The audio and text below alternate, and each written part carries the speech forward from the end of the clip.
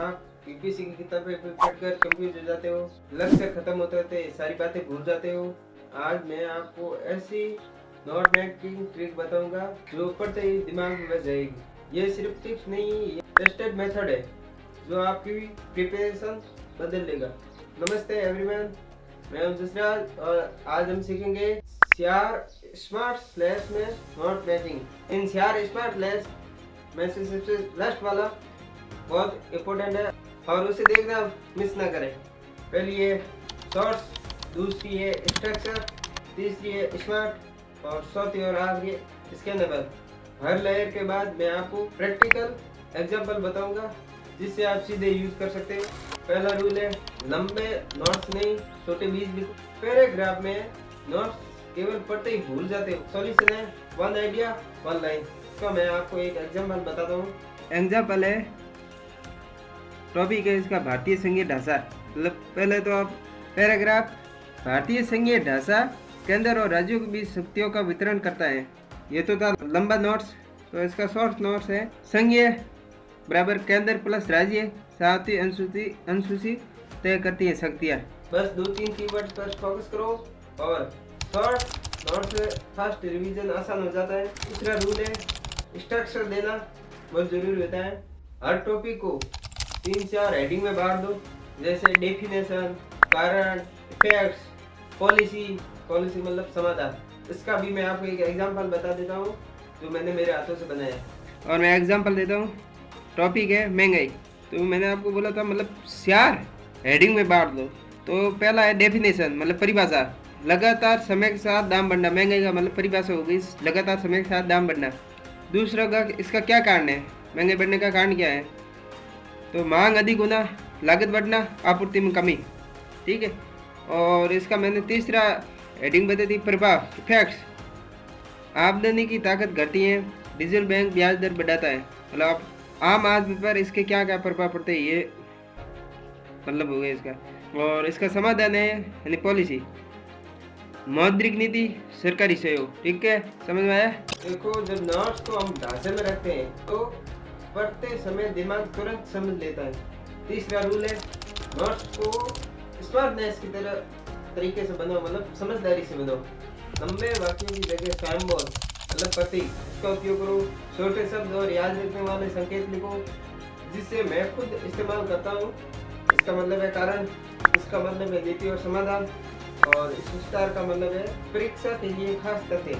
और इसका भी एग्जांपल मैं आपको बता देता हूँ, ये व्हाइट पेज पर है। और ये रहा एग्जांपल। टॉपिक है जीएसटी, वस्तु एवं सेवा कर।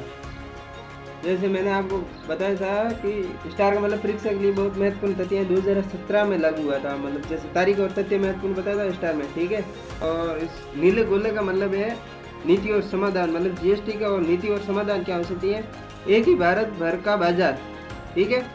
और इस त्रिभुज का मतलब है कारण, इसका जीएसटी बढ़ने का कारण क्या है या जीएसटी का कारण क्या है।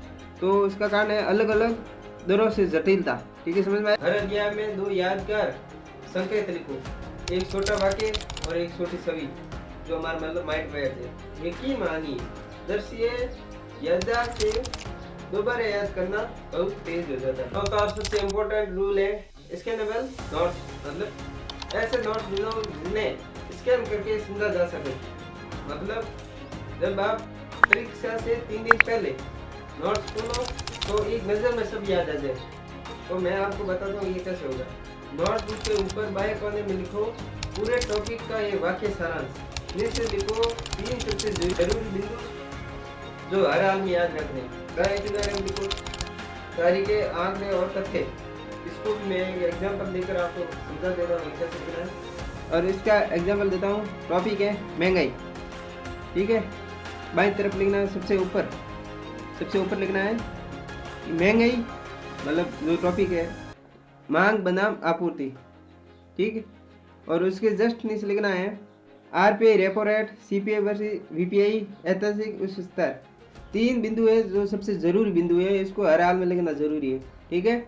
और उसके दाईं ओर लिखनी है डेट और आंकड़े या वर्ष या किस वर्ष ये जीएसटी लागू हुई। जैसे इस टॉपिक का मतलब होता है, इस टॉपिक की महत्वपूर्ण बात यह होती है कि ये जीएसटी कब लागू हुई या किस वर्ष हुई, किस तारीख को हुई, ये बहुत महत्वपूर्ण रखता है।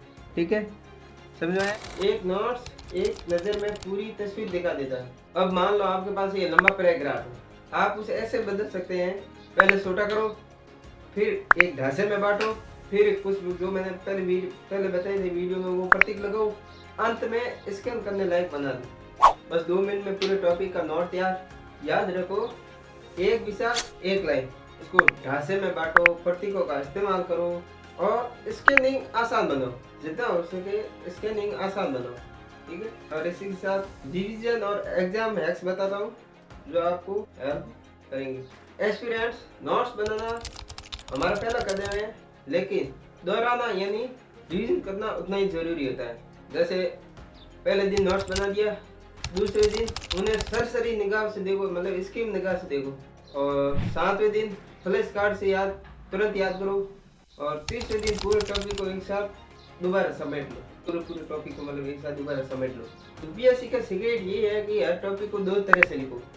जैसे प्रीलिम्स के लिए तथ्य और तरीके, मेंस के लिए विश्लेषण और उदाहरण। इस तरह एक ही नोट दोनों परीक्षा में काम आ जाएगा। याद रखो, किताबें तो बहुत है, लेकिन आपके स्मार्ट नोट से आपको सफलता तक पहुंचाएंगे।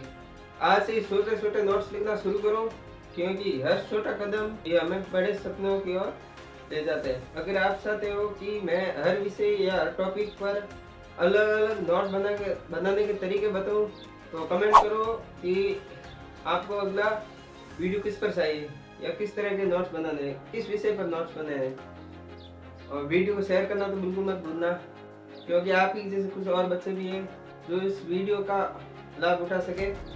और हाँ, चैनल को सब्सक्राइब जरूर करें, क्योंकि अगला वीडियो होगा जो आप कमेंट में बताएंगे। मिलते हैं अगले वीडियो में, जब तक के लिए जय हिंद।